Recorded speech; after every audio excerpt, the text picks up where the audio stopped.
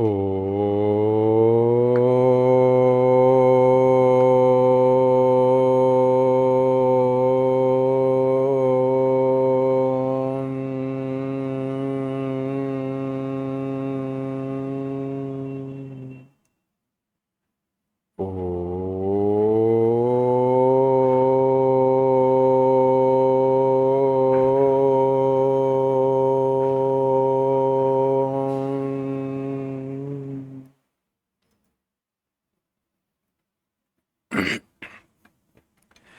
श्री गणेशाय नमः। श्री सरस्वत्यै नमः। श्री गुरुभ्यो नमः। श्रुतिस्मृतिपुराणानामालयं करुणालयं नमामि भगवत्पाद शङ्करं लोकशङ्करं। शङ्करं शङ्कराचार्यं केशवं बादरायणं सूत्रभाष्यकृतौ वन्दे भगवन्तौ पुनः पुनः। ईश्वरो गुरुरात्मेति मूर्तिभेदविभागिने व्योमवद्व्याप्तदेहाय दक्षिणामूर्तये नमः। योऽन्तः प्रविश्य मम वाचमिमां प्रसुप्तां सञ्जीवयत्यखिलशक्तिधरस्वधाम्ना अन्यांश हस्तचरणश्रवणत्वगादीन् प्राणान् नमो भगवते पुरुषाय तुभ्यम्।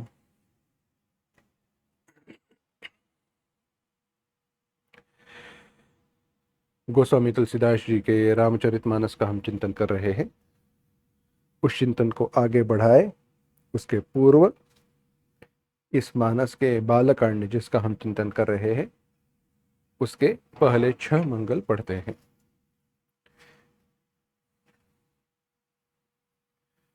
वर्णानामर्थसंघानां रसानां छन्दसामपि मंगलानां च कर्तारौ वन्दे वाणी विनायकौ भवानी शंकरौ वन्दे श्रद्धा विश्वासरूपिणौ याभ्यां विना न पश्यन्ति सिद्धा स्वान्तस्थमीश्वरम् वन्दे बोधमयं नित्यं गुरुं शङ्कररूपिणं यमाश्रितो हि वक्रोऽपि चन्द्रः सर्वत्र वन्द्यते सीतारामगुणग्राम पुण्यारण्यविहारिणौ वन्दे विशुद्धविज्ञानौ कवीश्वरकपीश्वरौ उद्भवस्थितिसंहारकारिणीं क्लेशहारिणीं सर्वश्रेयस्करीं सीतां यनतोऽहं रामवल्लभाम्।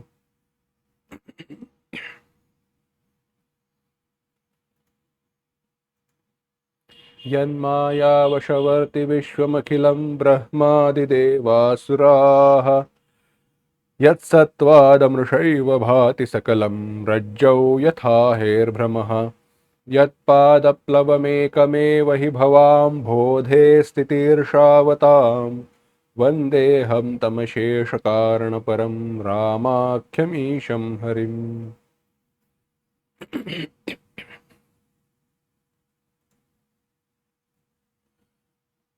गोस्वामी तुलसीदास जी के चरणों में वंदन।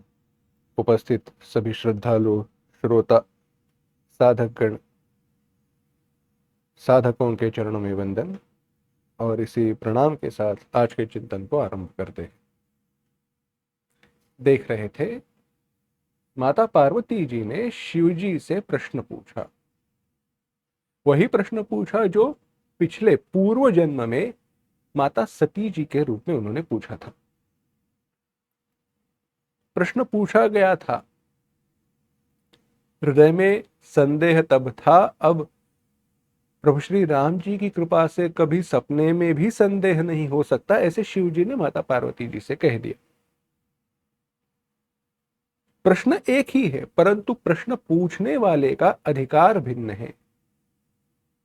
पहले अधिकार नहीं था, इसीलिए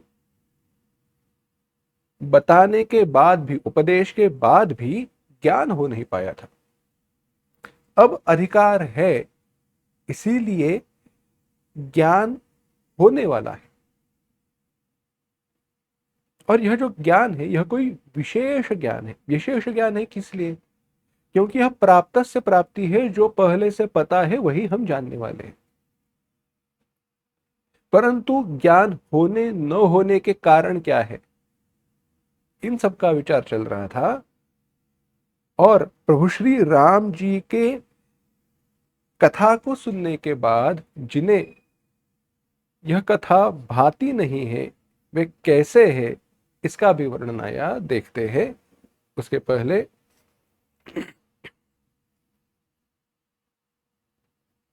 112वें दोहे से लेकर 115वां जो सोरठा है वहां तक जो भी दोहा सोरठाएं चौपाइयां आई है उनको एक साथ पढ़ते हैं।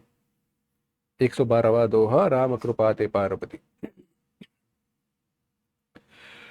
राम कृपा ते पार्वती सपदेहु तव मन माहि, शोक मोह संदेह भ्रम मम विचार कछु नाहि, सियावर रामचंद्र की जय।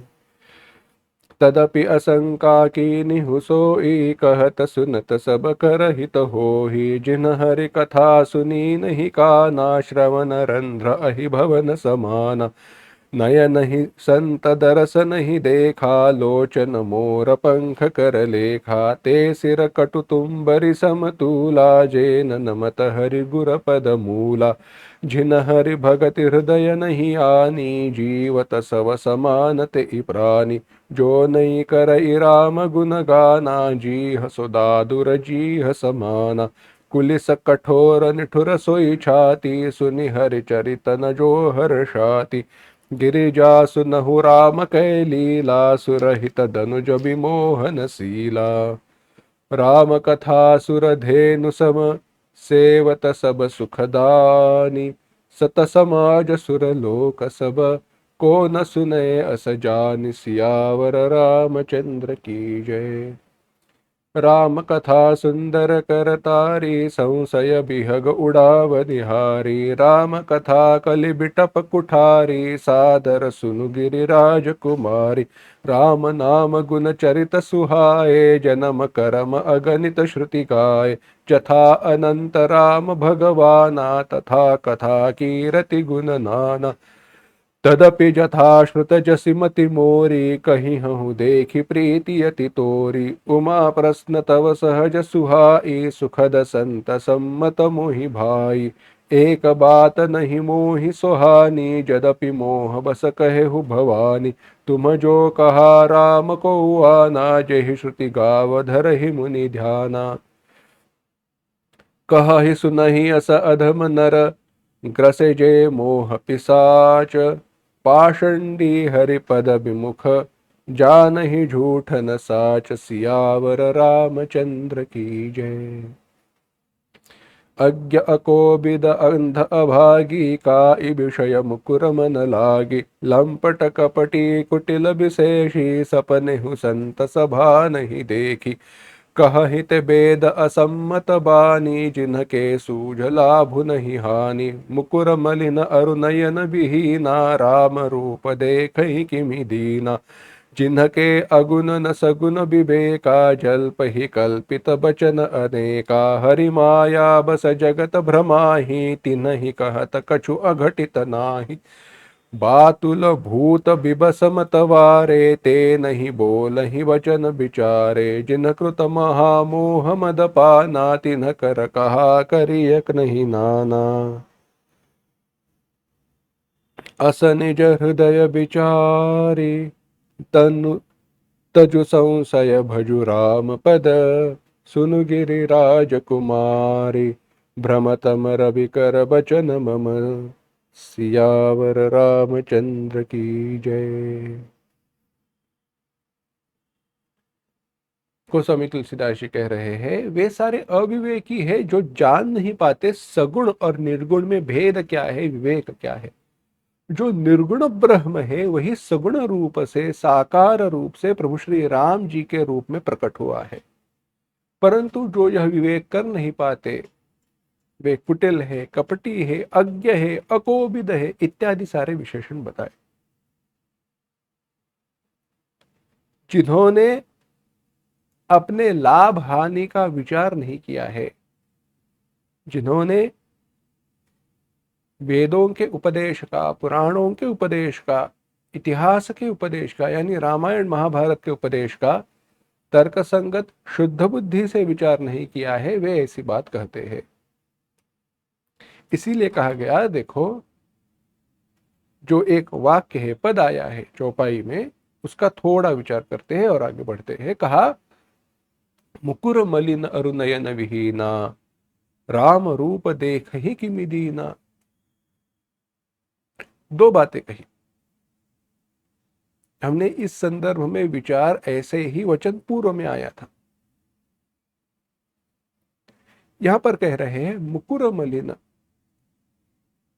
नयन विहीन। मुकुर, मुकुर माने दर्पण। अब इसका भी विचार है, पहले जैसे हमारे कांच के आईने रहते हैं ना, वैसे आईने नहीं रहा करते थे। वो कैसे हुआ करता था, कोई एक धातु का हो, धातु का ही रहता था, परंतु उसे मांझ कर घिस कर ऐसे बनाया जाता था कि उसमें हम हमारा रूप देख सके। ऐसे उसको प्लेन, ऐसा पॉलिश पॉलिश कर करके ऐसा प्लेन, ऐसा बनाया जाता था कि वो अपना अपनी परछाई उसमें दिख पाए। उसे मुकुर यानी दर्पण कहते थे। वह मुकुर मलिन, वह मैला मलिन हो गया है। मुकुर यानी दर्पण जब मलिन हो जाता है तो होता क्या है, जब दर्पण मैला हो जाता है तो परछाई दोषपूर्ण दिखाई देती है। अब इसके कई सारे भाग हैं, धीरे धीरे विचार करेंगे। देखो, ध्यान देना यहां पर। अब जैसे पहले कहा, दो बातें कही। एक बात तो कही मुकुर मलिन, दर्पण मैला है, और नयन विहीना, आंखें नहीं है। आंखें नहीं है माने देख नहीं पाता। ऐसे व्यक्ति को राम रूप देख ही किमि दीना, प्रभु श्री राम जी का दर्शन कैसे हो, किसने देखा है। तो विचार करते हो कि यह बात ध्यान में रखनी चाहिए। देखो, मुकुर मलिन रुनयन विहीना, यहां पर जो कहा तो दो बातें कही। मुकुर मलिन, मुकुर क्या है, यह हृदय ही दर्पण है। यह हृदय ही दर्पण है। मनरूपी दर्पण को स्वच्छ करके और अभिमान को दूर करके, दिल के दर्पण को सफा कर दूर कभे करे अभिमान को, ध्यान धरे हरि का चरण का, तो प्रभु मिल जाएगा, सोई परम पद पावेगा, जो भजे हरि को सदा। बड़ा सुंदर भजन है। कहा क्या, यह मन ही दर्पण है।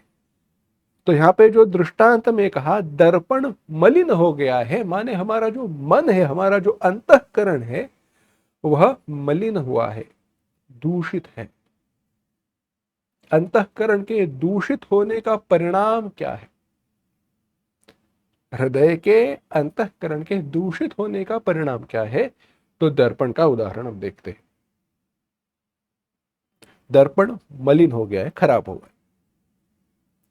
किस किस प्रकार से दर्पण खराब हो सकता है, मलिन हो सकता है। एक तो उस पर कुछ दाग लग जाए, तेल या चिकनापन आ जाए, मिट्टी लग जाए, धूल उसके ऊपर लग जाए, या दर्पण ही टेढ़ा मेढ़ा हो जाए। कहीं कहीं शीश महल या फिर कहीं कहीं जगह पर ऐसे दर्पण रहते हैं, टेढ़े मेढ़े आकार के रहते हैं, तो उसमें परछाई भी हमारी टेढ़ी मेढ़ी दिखती है। पतला मोटा दिखता है, मोटा पतला दिखता है। यानी परछाई है, परंतु जैसे है वैसे दिखाई नहीं देती। जैसे है वैसे दिखाई नहीं देती। दर्पण का प्रावधान, दर्पण का उपयोग क्या है, दर्पण का महत्व क्या है। वस्तु जैसे है वैसे दिखाना। अब यहां पर साइंस मत लेकर आना कि दाई बाजू बाई हो जाती है, बाई दाई हो जाती है इत्यादि, वह विचार नहीं करना है। जैसे है वैसे परछाई दिखाती है। अगर उसका पृष्ठभाग टेढ़ा मेढ़ा है तो आकृति टेढ़ी मेढ़ी दिखाई देगी, जैसे मोटा पतला, पतला मोटा। ये एक भाग है, और उसके ऊपर कोई मिट्टी वगैरह लग जाए तो भी ठीक नहीं देगा, दिखाई देगा। अगर इस दृष्टि से दर्पण के मलिनता का विचार किया जा सकता है, तो वैसे ही मन के दर्पण का जो है, मन रूपी जो दर्पण है, उसकी मलिनता कैसी है? उसकी मलिनता में दो भाग आते हैं, जैसे विचार किया आप दर्पण के बारे में वैसे ही। घट में है सूझो नहीं लानत ऐसी जिंद, तुलसी या संसार को भयो मोतिया बिंद। हृदय में है पर समझता नहीं है। कारण यह है कि हमारा जो मन है ना, अनेक प्रकार से ज्ञान में प्रतिबंध निर्माण करता है। उसमें से दो का विचार करेंगे। एक है मन की चंचलता, मन स्थिर नहीं है, एक जगह पर बैठता नहीं, यहां वहां यहां वहां यहां वहां घूमते रहता है, विषयों के पीछे भागते रहता है। उसके लिए क्या करें? मन का विषयों के पीछे भागते रहना और इन विषयों के कारण मन का जो स्वरूप ब्रह्म है, चैतन्य है, ईश्वर है, भगवान है, यह जो भगवान, यह ईश्वर, मन का जो स्वरूप है, वह हम जान नहीं पाते। क्यों? मन चंचल है। मन एक जगह पर स्थिर नहीं है, बैठा हुआ नहीं। यह दर्पण के ऊपर धूल लग जाने जैसा है, मिट्टी लग जाने जैसा है, कोई दाग लगने जैसा है। और दर्पण का टेढ़ा मेढ़ा होना, मन में संशय होना, पूर्वग्रह दूषितता होना, माने मेरा जो मानना है, मेरी जो बुद्धि है, मेरा जो अज्ञान है, उसे पकड़कर ही बैठना है और नए ज्ञान की प्राप्ति करनी।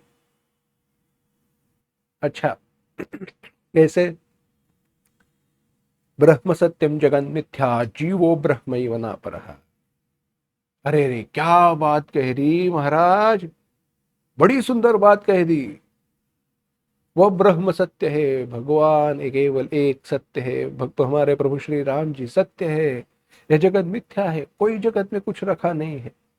अच्छा, तो चलो हमारे साथ। नहीं नहीं महाराज जी, उतनी बात नहीं कहना। घर पे जाना है, समय पर घर पे नहीं गए तो बीबी डांटेगी या पति डांटेंगे। बच्चों को खाना खिलाना है, इत्यादि कारण चले आते हैं। यानी ब्रह्म सत्य है, मानते हैं, जगत मिथ्या है, मानते हैं, परंतु यह शरीर मेरा है, बस इस शरीर को हम पकड़ रखते हैं। यही है दर्पण की मलिनता। मन मलिन है तो जानेंगे कैसे? तो यह हुई अंतःकरण की अशुद्धि, अंतःकरण शुद्ध न होना। अंतःकरण स्वच्छ हो, शुद्ध हो, तभी उसमें ज्ञान हो सकता है। योग वशिष्ठ में कहा गया, तस्य ज्ञानम प्रसरति तैल बिंदुरिवांभसी। अगर हमारा अंतःकरण शुद्ध है तो उसमें ज्ञान ऐसे छा जाता है, ऐसे स्थिर हो जाता है, फैल जाता है, जैसे तेल का एक बिंदु पानी पर गिर जाए। पानी ले लो बर्तन में और उसके ऊपर तेल की एक बूंद छोड़ दो, वह तेल का एक ऐसा लेयर बन जाता है, फैल जाता है। वो जैसे आसानी से वह फैल जाता है, वैसे ही शुद्ध अंतःकरण में ज्ञान फैल जाता है, स्थिर हो जाता है। परंतु अगर यह ज्ञान होना है तो क्या आवश्यक है, बात बताओ। अगर यह ज्ञान होना है तो क्या आवश्यक है? ज्ञान होना है तो दो बातें आवश्यक है। एक, जागृत अवस्था में होना, सोना नहीं है। सो जाते हैं तो कुछ नहीं होगा, जागे हुए रहना चाहिए। और ज्ञान के जो साधन है ना, वे उपलब्ध होने चाहिए। यहां पर कहा नयन विहीना। नयन, आंखें, क्या है? हमारी आंखें क्या है? हमारे नेत्र ज्ञानेन्द्रिया है। ज्ञान कराते हैं ना, ज्ञानेंद्रिया है, वही नहीं है। ज्ञान के साधन ही नहीं है।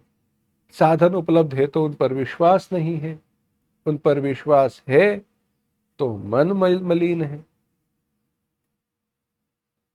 विश्वास है, मन मलिन नहीं है, साधनों का अवलंबन नहीं करते। कई सारे कारण हैं। तो तात्पर्य यह है, अगर मन अशुद्ध है और योग्य ज्ञान के साधन प्रमाण उपलब्ध नहीं है, तो ज्ञान हो नहीं सकता, भगवत दर्शन, प्रभु श्री राम जी का दर्शन हो नहीं सकता। मुकुर मलिन अर नयन विहीना। इसीलिए आगे गोस्वामी तुलसीदास जी कह रहे हैं, जिनके अगुण सगुण विवेका, निर्गुण सगुण में जिनके पास विवेक नहीं है, वे अपनी ही बातें कहते हैं, ख्याली पुलाव पकाते हैं। ऐसे विचार करके, शिव जी कह रहे माता पार्वती जी से, ऐसे विचार करके संदेह को छोड़ दो और प्रभु श्री राम जी के चरणों का भजन करो। हे पार्वती, हृदय में जो भ्रमरूपी अंधकार फैला हुआ है, उसे दूर करने के लिए सूर्य की किरणों के समान मेरे जो वचन है उन्हें सुनो।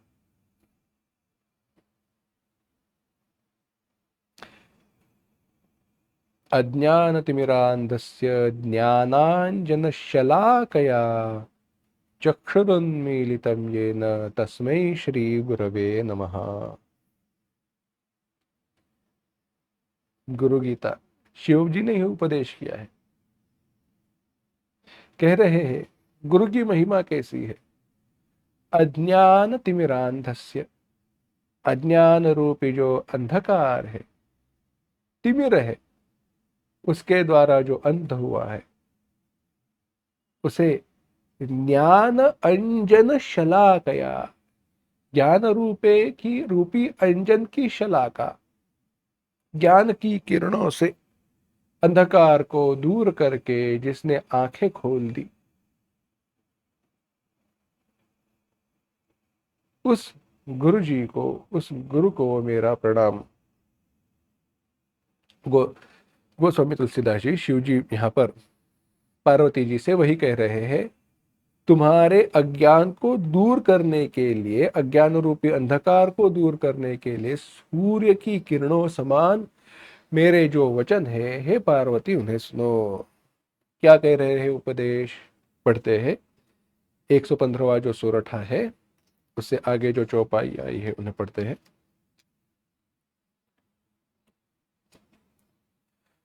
सगुन ही अगुन ही नहीं कछु भेदा, गावहि मुनि पुराण बुध बेदा। अगुन अरूप अलख अज जोई, भगत प्रेम बस सगुन सोहोई। जो गुण रहित सगुन सोई, कैसे जलु हिम उपल बिलग नहीं जैसे। जासु नाम भ्रम तिमिर पतंगा, तेहि किमि कही अभिमोह प्रसंगा। राम सच्चिदानंद दिनेसा, तहि नहीं तह मोह निसालवलेसा। सहज प्रकाश रूप भगवानात, नहीं तह पुनि विज्ञान बिहाना। हर्ष विषाद ज्ञान अज्ञाना, जीव धर्म अहमिति अभिमाना। राम ब्रह्म व्यापक जग जाना, परमानंद परेश पुराना। पुरुष प्रसिद्ध प्रकाश निधि, प्रगट परावरनाथ। रघुकुल मनि मम स्वामी सोई, कहीं सिवनाय उमाथ। सियावर रामचंद्र की जय। कह रहे हैं सगुण अगुण, सगुण और निर्गुण में नहीं कछु भेदा, कोई भेद नहीं है। हे स्वामी जी, पहले सगुण क्या है, निर्गुण क्या है वह पता नहीं है, तो उसमें भेद की बात क्या है? तो कहा सगुण निर्गुण आपको पता भी है, उसमें भेद नहीं आपको पता भी है, परंतु आप मानना नहीं चाहते हो।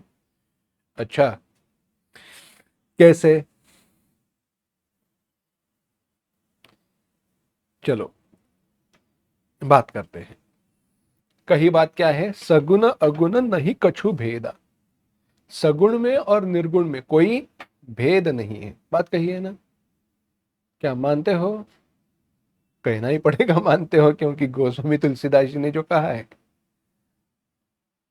और कथाकार ऐसे ही प्रश्न पूछ रहे हैं तो उत्तर तो पता है, परंतु क्यों, इसका विचार आगे आता है। देखो सुनते। कहा सगुण अगुण ही नहीं कछु भेदा। सगुण में और निर्गुण में कोई भेद नहीं है। कैसे? कहा है इसलिए नहीं। देखो, क्या सोने के गहने आपको पसंद है या सोना पसंद है? हाँ। अगर इन्वेस्टमेंट करनी है तो किस में करें? सोने में करें। हाँ, अच्छा है। गोल्ड बॉन्ड्स खरीदे, अच्छा है। सोने के गहने खरीदे, हाँ, अच्छा है। सोने के कॉइन, अच्छा है। तो मेरा प्रश्न यह है, मूल्य सोने का तो सबको पता ही है। अब दशहरा आने वाला है, दिवाली आने वाली है। मूल्य मूल्य बढ़ेगा कम होगा जो भी है वो तो बाजू में रहने दो। मेरे पास 10 ग्राम की, मानो, ऐसे मान कर चलो 100 ग्राम की, 10 ग्राम की मानना, ये तो बड़े बड़े करेंगे। 100 ग्राम की सोने की ईंट है, लड़ी है,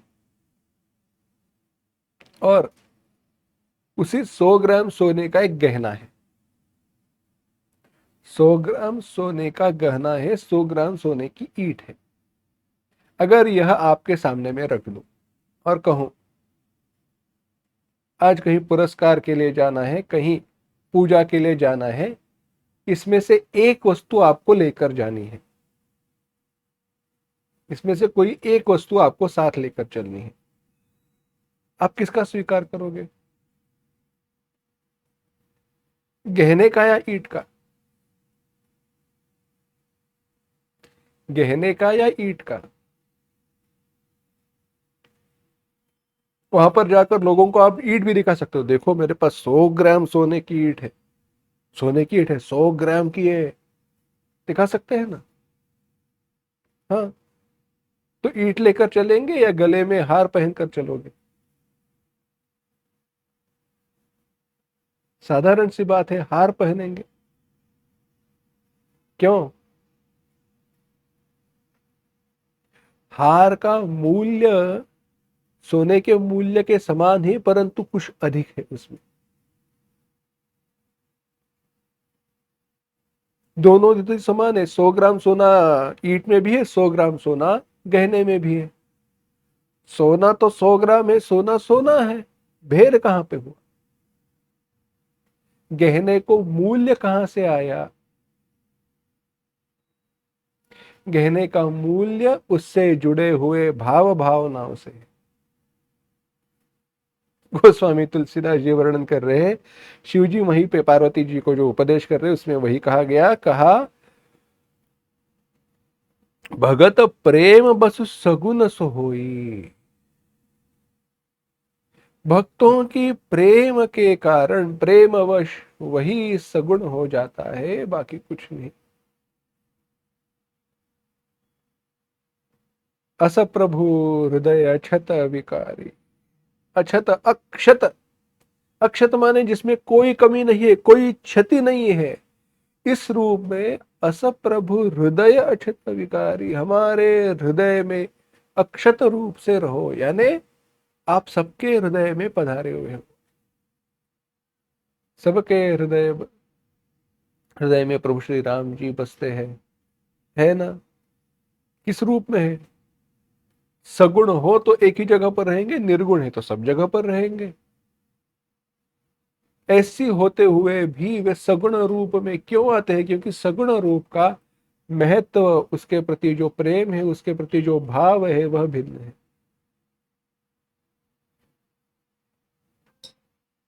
हमारी संपत्ति का प्रदर्शन करना है तो 100 ग्राम की ईंट भी दिखा सकते हैं और 100 ग्राम के गहनों को भी दिखा सकते हैं, परंतु हम ईंट को नहीं, गहनों को दिखाते हैं। इसका कारण यही है संपत्ति के प्रदर्शन में गहनों का जो मूल्य है, जो भाव है, उसमें जो रस है वह भिन्न है, वह ईंट में नहीं है। वैसे ही वह जो सगुण है, वह निर्गुण जो ब्रह्म है, वही सगुण रूप में प्रकट हो जाता है। गाव ही मुनि पुराण बुध भेदा। सगुण और निर्गुण में इस प्रकार से कोई भेद नहीं है। जैसे सोने की ईंट, 100 ग्राम की सोना और सोने के गहने, अलंकार, कोई भेद नहीं है। उसी प्रकार से गाव ही मुनि पुराण बुध भेदा। गाव ही मुनि पुराण बुध भेदा कहा, मुनि, पुराण, पंडित, वेद सभी इसे कहते हैं, इसी का वर्णन कर रहे हैं। सगुण निर्गुण में कोई भेद नहीं है। जो निर्गुण है वही सगुण है, जो सगुण है वही निर्गुण है। अगुण अरूप अलग अजजोई। जो अगुण है, जो निर्गुण है, अरूप है, निराकार है, अलख है, अलख कहते ना, अलख निरंजन। अलख माने जिसका कोई लक्षण नहीं है, जो अव्यक्त है, और जो अज है, अजन्मा है। जोई, ऐसा जो है सोई, वही भक्तों की प्रेम के कारण सगुण हो जाता है। तो फिर भी आप प्रश्न पूछो, जो निर्गुण है वही सगुण कैसे हुआ? तो कहा, जलु हिम उपल बिलग नहीं। जैसे जैसे बर्फ का गोला और पानी, इसमें भेद नहीं है, वैसे ही दोनों एक ही है, परंतु एक का ना रूप है ना आकार है। एक को रूप है और एक का आकार है, वैसे ही है।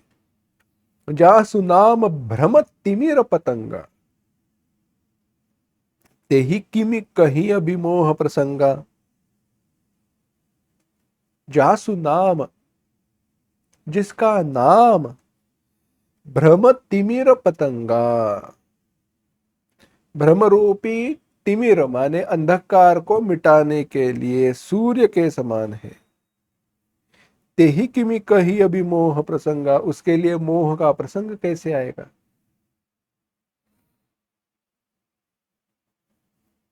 राम जी कैसे है? तो स्वरूप वर्णन और तटस्थ वर्णन लक्षण किया। कहा, राम सच्चिदानंद दिनेशा। दिनेशा, दिनेश माने सूर्य, सच्चिदानंद रूपी सूर्य है। नहीं तह मोह निशालवलेसा, वहां पर मोह रूपी रात्रि का लेश भी नहीं है, बिल्कुल नहीं है वहां पर। सहज प्रकाश रूप भगवाना, सहज प्रकाश रूप भगवान है।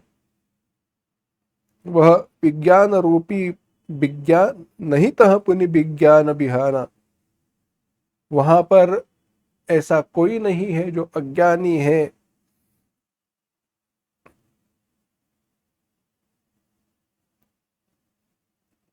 कहा,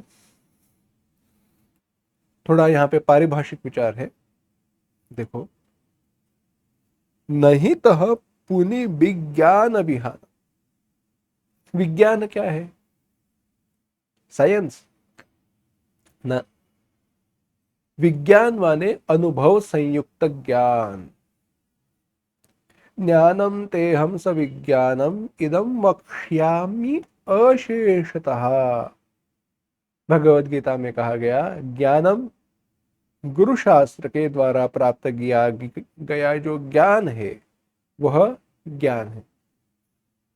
गुरु शास्त्र सम्मतम ज्ञानम ज्ञानम तद अनुभव विज्ञानम, उसका साक्षात्कार करना, उसका स्वयं अनुभव करना विज्ञान है।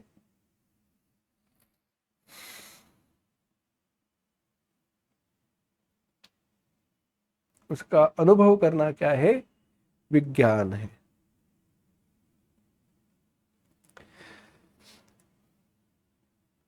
तो यहां पर कहा, नहीं तहा पुनि विज्ञान बिहाना, वहां पर विज्ञान अनुभव भी नहीं। आप कैसे कहोगे प्रभु श्री राम जी के यहाँ पर अनुभव नहीं है, माने क्या? तो कहा, अनुभव का अभाव हो, ज्ञान का अभाव हो तो अनुभव हो जाए, परंतु जो स्वयं ज्ञान स्वरूप है वहां पर अनुभव का अभाव कैसे हो? अज्ञान हो तो ज्ञान कहा जाए, परंतु जहां पर कोई अज्ञान ही नहीं है, अज्ञानी ही नहीं है, वहां पर अनुभव कैसे हो? नहीं हो सकता। हर्ष विषाद ज्ञान अज्ञान जीव धर्म अहमिति अभिमान। कहा हर्ष, शोक, ज्ञान, विज्ञान, अज्ञान, अहंता, अभिमान, ये सारे धर्म किसके हैं? जीव के हैं, ईश्वर के नहीं। राम जी तो व्यापक ब्रह्म परात्पर, व्यापक ब्रह्म है, परमानंद स्वरूप है, परमात्मा प्रभु है। कौन? प्रभु श्री राम जी। राम ब्रह्म व्यापक जग जाना, परमानंद परेश पुराना। ऐसे प्रभु श्री राम जी है, जो पुराण प्रसिद्ध पुरुष है, प्रकाश के भंडार है और सब रूपों में प्रकट है। जीव माया जगत के वे स्वामी है। और वे कौन? रघुकुल मणि मम, मेरे रघुकुल मणि जो स्वामी है। ऐसे कहकर शिव जी ने मस्तक नमाया। वही जो सगुण ब्रह्म है, निर्गुण ब्रह्म है, वही रघुकुल मणि प्रभु श्री राम जी यानी दशरथ के पुत्र श्री राम जी है। संक्षेप में उत्तर कह दिया।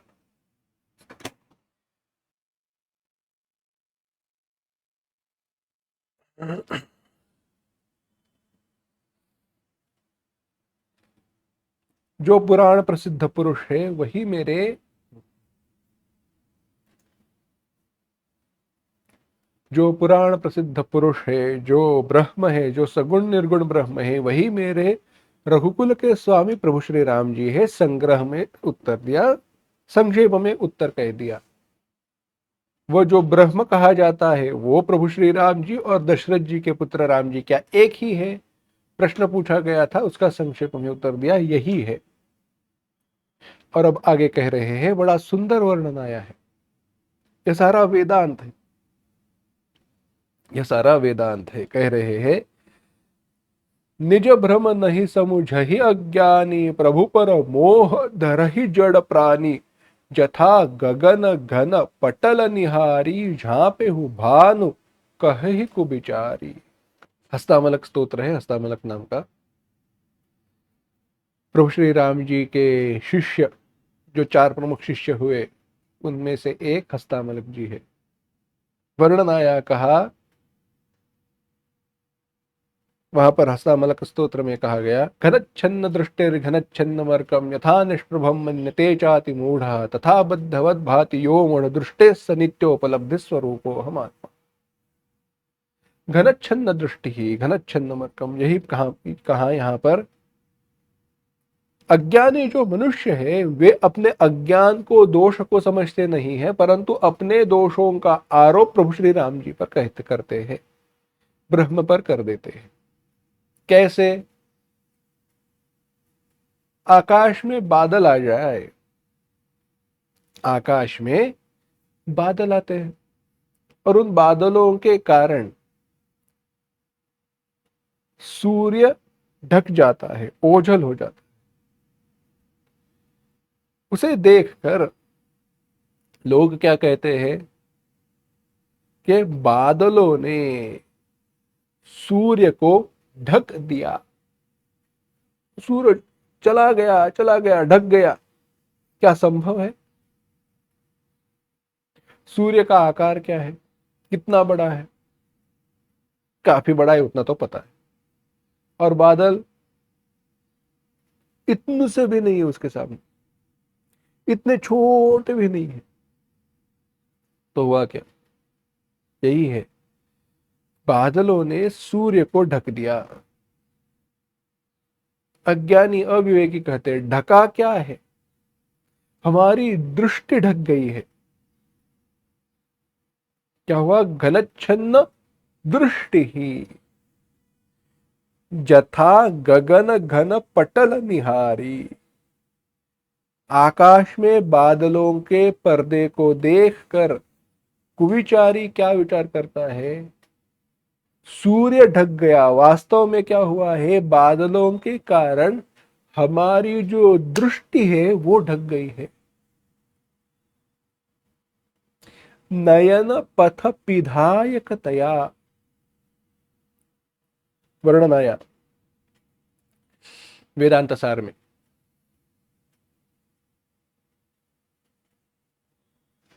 एक काम कीजिए, सामने कोई व्यक्ति है ना, सामने दरवाजा दिखाई दे रहा हो, दीवार दिखाई दे रही हो, कुछ भी हो, ये अंगूठे का नाखून है ना, वो आंखों के सामने लेकर आइए। एक आंख बंद कीजिए। क्या दीवार ढक गई? हाँ, ढक गई। अब यह नाखून कितना छोटा है, दीवार कितनी बड़ी है, तो ढक क्या गई? दीवार ढक गई या अपनी आंखें? आंखें ढक गई है, परंतु ढक गई है आंखें, पर ढक क्या गया? हमने कहा दीवार, यानी हमारे जो अपने दोष है वो हमने, हमारा जो जानने योग्य है, ज्ञेय है, उसके ऊपर आरोपित कर दिए। जीव ने अपने दोषों को ईश्वर पर आरोपित किया और ईश्वर को भी जीव बना दिया।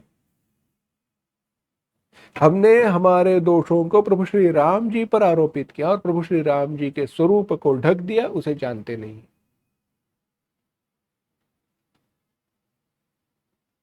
यही प्रॉब्लम है, यही दोष है।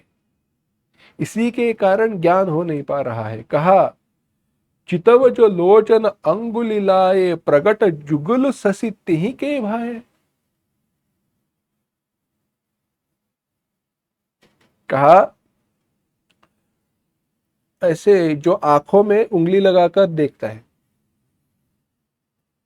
करना क्या है? ऐसे आंखों में उंगली ऐसे करना है, जोर से नहीं करना, दुखना नहीं चाहिए। और देखोगे तो एक ही वस्तु दो दो दिखाई देती है। वर्णन वही किया। कहा चितव जो लोचन अंगुली लाए, जो आंखों में ऐसे अंगुली डालते हैं और देखते हैं, सकल प्रगट जुगुल शशि, उनके लिए दो चंद्रमा सामने दिखाई देते हैं, चांद की तरफ ऐसे देख रहे।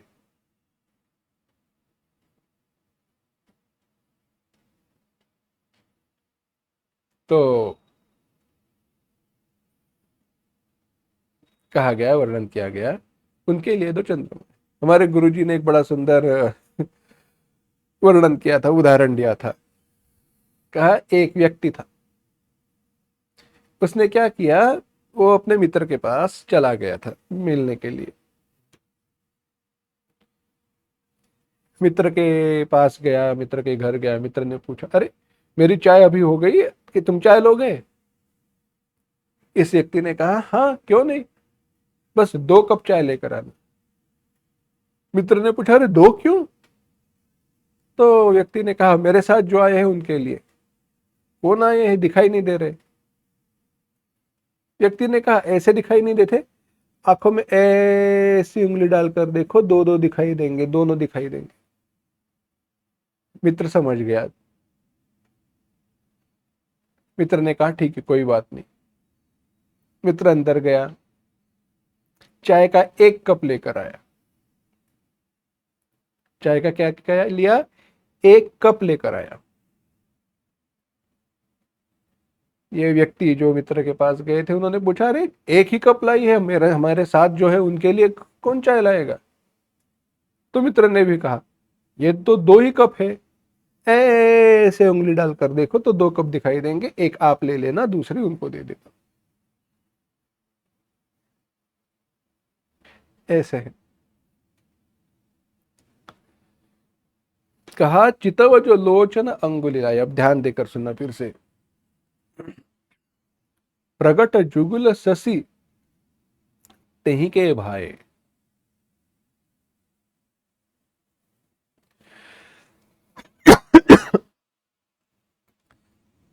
मनुष्य आंख में उंगली डालकर देखता है तो एक वस्तु दो के समान दिखाई देती है, वास्तव में वैसे है नहीं।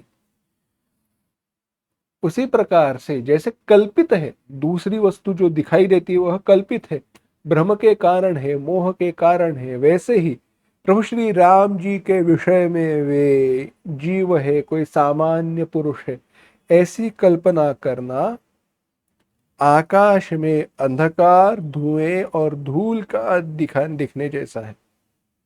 यानी कल्पना ही है। प्रभु श्री राम जी ब्रह्म में कहा, नभ तम धूम धूरि जिमि सोहा।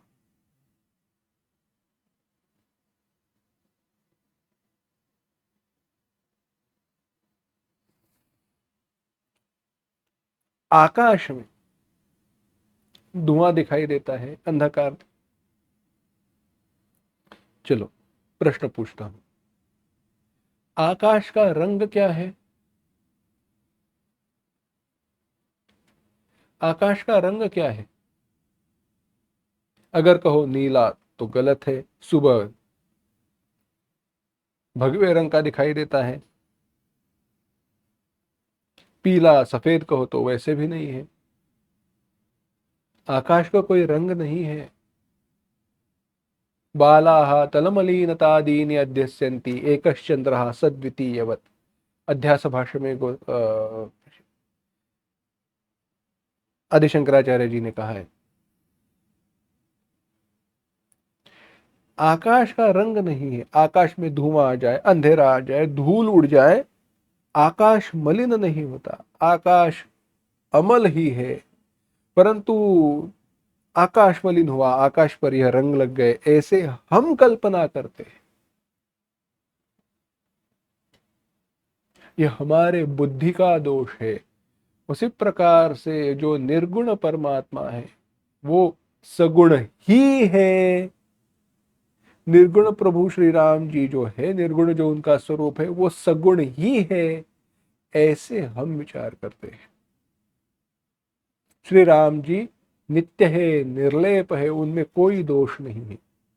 विषय करण सुर जीव समेता। विषय विषय, करण करण माने करण, इंद्रिया,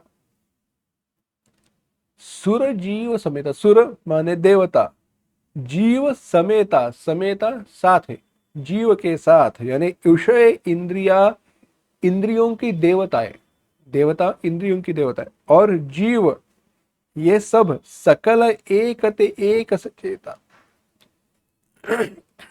ये सब एक एक के कारण सचेत हो जाते हैं। सचेत माने चेतनावान, में चेतना एक एक के कारण आती है। सब कर परम प्रकाशक जोई, परंतु सबके लिए जो परमात्मा परम प्रकाशवान है, राम अनादि अवबध पति सोई, वही प्रभु श्री राम जी है जो अयोध्या के पति है। कहा क्या? अब फिर से ध्यान दीजिए, देखो, विषय करण सुर जीव, संगति बताई। विषयों को प्रकाशित करने वाली इंद्रियां हैं, इंद्रियों को प्रकाशित करने वाले इंद्रियों की देवता है, इंद्रियों की देवताओं को प्रकाशित करने वाला जीवात्मा है, और जो सबसे परम प्रकाशक है वे प्रभु श्री राम जी है। यानी कैसे? देखो,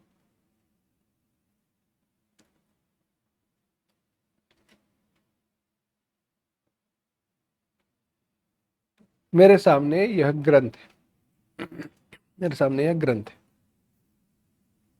ग्रंथ में जो अक्षर है वो मैं पढ़ रहा हूं। क्यों पढ़ रहा हूं? क्योंकि यहां पर प्रकाश है और मैं आंखों से देख पा रहा हूं। ये अक्षर प्रकाशित हुए हैं और उन्हें मेरी आंखें देख सकती है। परंतु के ये जो पन्ने हैं, ये क्या स्वयं प्रकाशित हुए हैं? क्या अपने आप प्रकाशित हुए हैं? नहीं। इन्हें प्रकाशित करने वाला जो प्रकाश है, जो इन पत्तों से, पन्नों से परावर्तित होकर मेरी आंखों में जा रहा है और मैं देख पा रहा हूं, वह प्रकाश तो दिए का है, ट्यूबलाइट का है ना। उसी प्रकार से विषय बाहर है, परंतु इंद्रियों के द्वारा देखे ही न जाए तो क्या उनका ज्ञान होगा? क्या वे प्रकाशित होंगे? नहीं। प्रकाशित करना यानी यहां पे ज्ञान के रूप में देखना, ऐसे नहीं करना है बाहर प्रकाश है तो वो प्रकाशित हो ही रहे हैं, ऐसे नहीं। जब तक विषय और इंद्रिया इनका संयोग नहीं होता तब तक ज्ञान नहीं होता। विषयेंद्रिय संयोगा, विषय और इंद्रियों की संयोग से। तो विषय को ज्ञात कराने वाले, विषयों का ज्ञान कराने वाले क्या है? इंद्रियां है। इंद्रियों के कारण विषयों का ज्ञान होता है। आगे कहा, यह इंद्रिया जो है वह इंद्रिया है परंतु ज्ञान नहीं हो रहा। क्यों? मर गए, भगवान के पास पहुंच गए हैं, ऐसे नहीं है। देखो, सामने कोई प्रेत है, शरीर है, मृत शरीर है किसी व्यक्ति का, आंखें है ना, ऐसे खोलकर कोई वस्तु सामने रखो, क्या ज्ञान होगा? नहीं होगा। क्यों? सूक्ष्म शरीर कब का चला गया। सूक्ष्म शरीर में भी जो इंद्रियां हैं उनको भी प्रेरणा देने वाली देवताएं हैं, उनकी उन उन इंद्रियों की देवताएं हैं।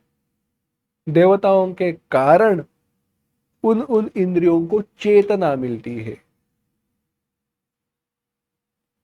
उन देवताओं को चेतना देने वाला जीवात्मा है। जीवात्मा माने इस अंतःकरण में प्रतिबिंब के रूप में जो उपलब्ध निर्गुण चैतन्य है, वह जिसे कूटस्थ कहा जाता है। कूटवत तिष्ठति कूटस्थ। यह जो कूटस्थ ब्रह्म है, जो यहाँ पर उपलब्ध है प्रतिबिंब के रूप में, जो निर्गुण है स्वयं, परंतु सारी इंद्रियों के देवताओं को प्रकाशित कर रहा है, वह। परंतु यह जो है वह मूल में क्या है? मूल में वह ब्रह्म है। और वो ब्रह्म क्या है? वो ब्रह्म, वो परमात्मा मेरे प्रभु श्री राम जी है, जो अयोध्या के राजा है। तो जो अयोध्या के राजा है वही मेरे प्रभु श्री राम जी है, वही निर्गुण है, वही सगुण है, वे ही सब कुछ है। कैसे? तो आगे कह रहे हैं, जगत प्रकाश्य प्रकाशक रामो मायाधीश ज्ञान गुण धामो जासु सत्यता तेजड़ माया भास सत्य इव मोह सहाया। इतनी सुंदर बात कह दी। अगर यह बात समझ में आए तो सारी रामायण समझ में आए। कहा, जगत प्रकाश्य प्रकाशक रामो, जगत प्रकाश्य है, प्रकाशित होने वाला है, और प्रकाशित करने वाले प्रभु श्री राम जी है। जगत जड़ है, उसमें कोई ज्ञान कराने का कोई सामर्थ्य नहीं है। जगत का ज्ञान किसके कारण होता है? जगत का ज्ञान होता है प्रभु श्री राम जी के कारण। जगत प्रकाश्य, प्रकाशक कौन है? प्रभु श्री राम जी है। और कैसे है? मायाधीश है, वे माया के अधीश है। माया उनकी सत्ता में है, उनके हाथों में है, वे माया वश नहीं है। माया के वश में क्या है? अखिलम विश्वम यन माया वशवर्ती विश्वम अखिलम। अखिल विश्व जिनकी माया के वश में है। अगर वह प्रभु श्री राम जी की माया है, अगर वह प्रभु श्री राम जी की माया है वह, तो तात्पर्य क्या हुआ? वे मायाधीश है। माया उनके अधीन है। और हम माया के अधीन हैं, हम मायाधीन हैं।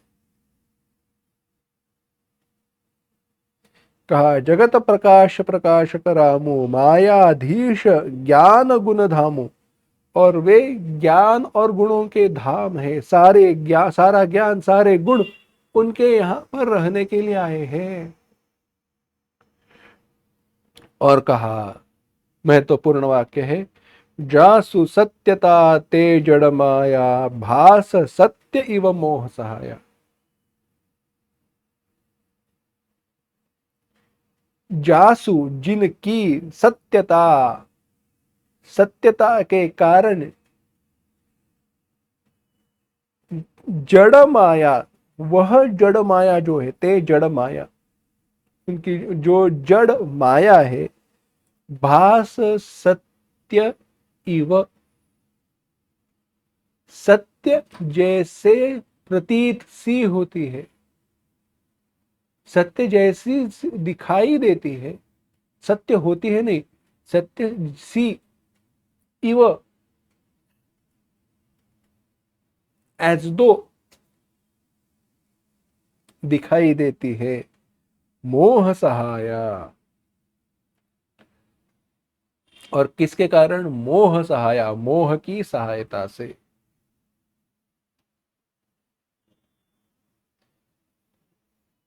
अजड़ा इव आभांति यत्सान्निध्या जड़ापि। अजड़ा इव,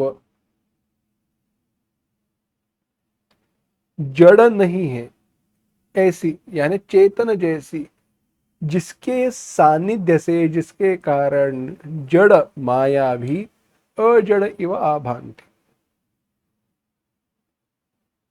जगत प्रकाश प्रकाशक रामो मायाधीश ज्ञान गुण धामो। जासु सत्यता ते जड़ माया भास सत्य इव मोह सहाया।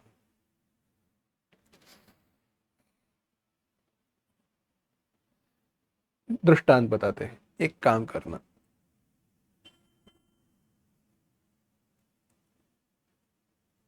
लोहे का गोला लेना,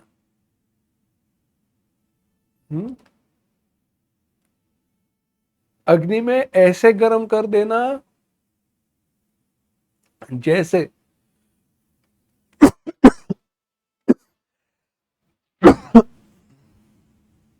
कि वो लाल हो जाए। लोहे का गोला अग्नि में ऐसे गर्म कर देना कि वो लाल लाल हो जाए, लाल, पूरा लाल पीला। और उसे लेकर जहां पर अंधेरा है ऐसे कमरे में लेकर जाना। अब जहां पर अंधेरा है ऐसे कमरे में आप उसे लेकर गए तो क्या होगा? उसके प्रकाश के कारण थोड़ा कुछ तो दिखाई देगा ही, प्रकाश दिखाई देगा थोड़ा बहुत, है ना? और क्या करें? कुछ नहीं करना है, देखना।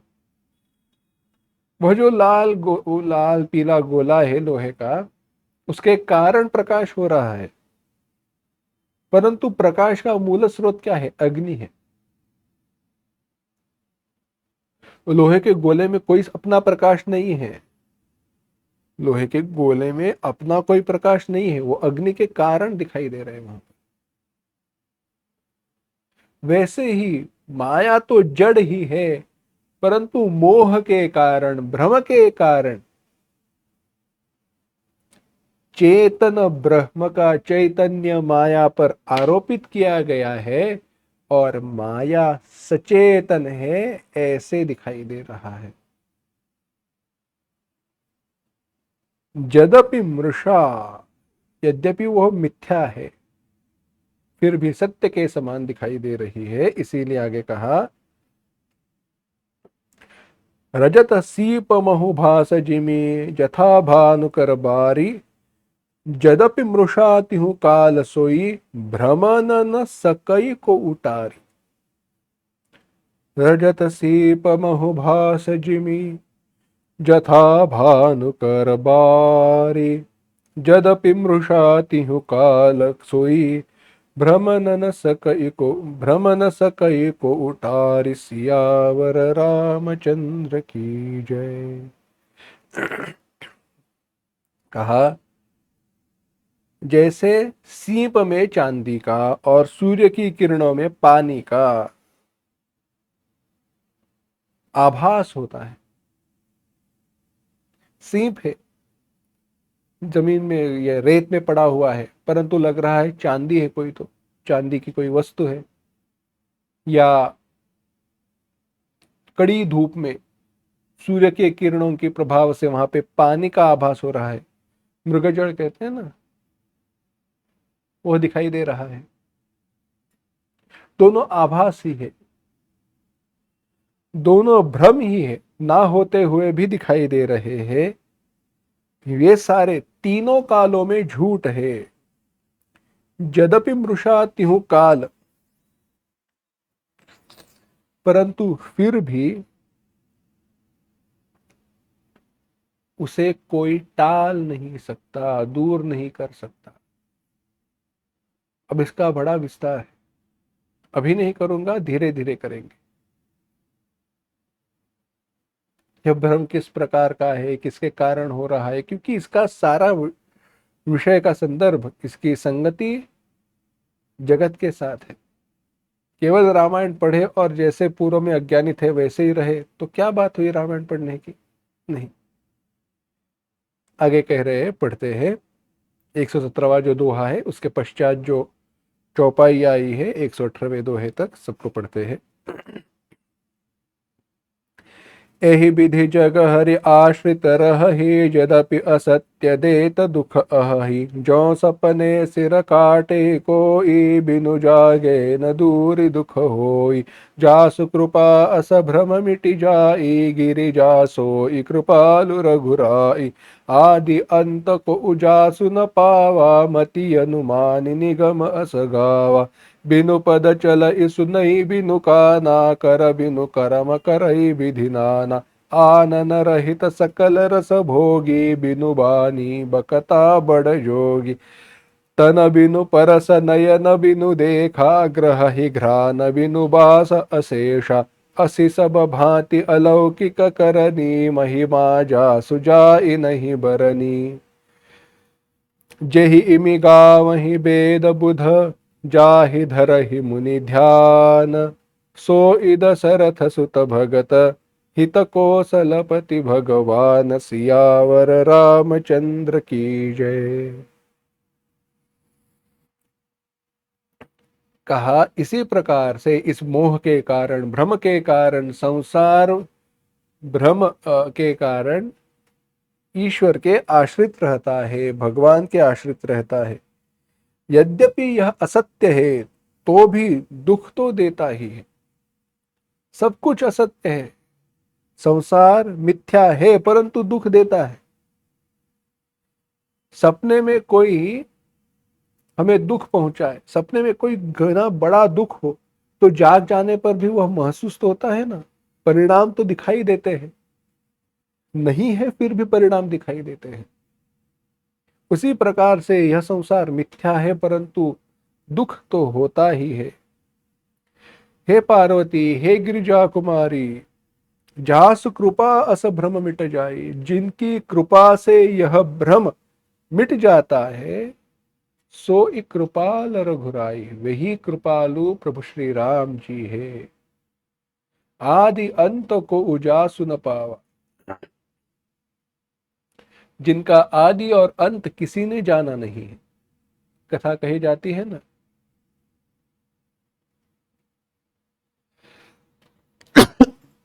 कोई जान नहीं पाया। मति अनुमान निगम सगावा, वेदों ने अपनी बुद्धि से अनुमान करके इस प्रकार से उनका वर्णन किया है।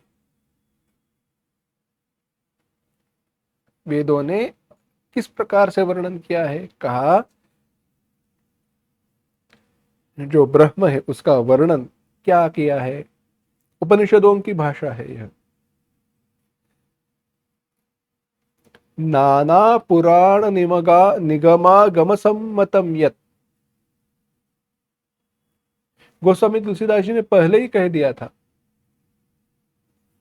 मैं वही बात कहूंगा जो